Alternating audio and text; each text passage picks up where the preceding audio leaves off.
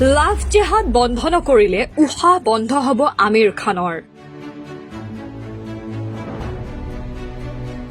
আমিৰ খানক প্ৰাণৰ ভাবুকি। সলমান খান শ্বাহৰুখ খানৰ পাছত এইবাৰ আমিৰ খান। নৃশংসভাৱে হত্যা কৰাৰ হুংকাৰ অভিনেতাজনক।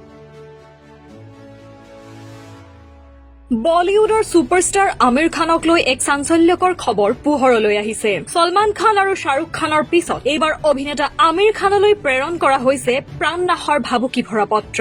এক অচিনাকি পত্ৰৰ জৰিয়তে অভিনেতাজনক অতি নিষ্ঠুৰভাৱে হত্যা কৰাৰ হুংকাৰ দিয়া হৈছে, যাৰ পিছতেই বলিউডৰ লগতে তেওঁৰ অনুৰাগীসকলৰ মাজত তীব্ৰ চাঞ্চল্যৰ সৃষ্টি হৈছে। জানিব পৰা মতে আমিৰ খানলৈ প্ৰেৰণ কৰা এই ভাবুকি পত্ৰখনত অতি আপত্তিজনক আৰু ভয়ংকৰ শব্দ ব্যৱহাৰ কৰা হৈছে। পত্ৰখনত লিখা হৈছে, ষ্টাৰডমৰ নামত লাভ জেহাদ চলাই আছা, এতিয়া তোমাৰ উশাহ বন্ধ কৰি দিম। কেৱল ইমানেই নহয়, অভিনেতাজনক তেওঁৰ ব্যক্তিগত জীৱন আৰু চলচ্চিত্ৰসমূহৰ প্ৰসংগ টানি আনি লক্ষ্য কৰি লোৱা হৈছে।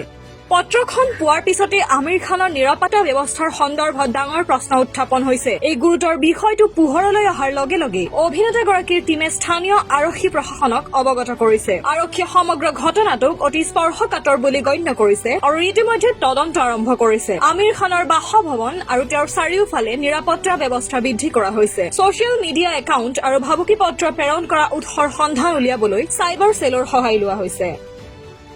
উল্লেখ্য যে শেহতীয়া কিছু সময় ধৰি বলিউডৰ তাৰকাসকলক ধাৰাবাহিকভাৱে লক্ষ্য কৰি লোৱা হৈছে। সলমান খানলৈ দীৰ্ঘদিন ধৰি ভাবুকি আহি থকাৰ মাজতে এতিয়া আমিৰ খানলৈ অহা এই নতুন ভাবুকিয়ে উদ্যোগটোলৈ পুনৰবাৰ শংকা নমাই আনিছে। বৰ্তমানলৈকে এই সন্দৰ্ভত আমিৰ খানে নিজেই কোনো আনুষ্ঠানিক মন্তব্য কৰা নাই। News desk report, news daily Assam digital.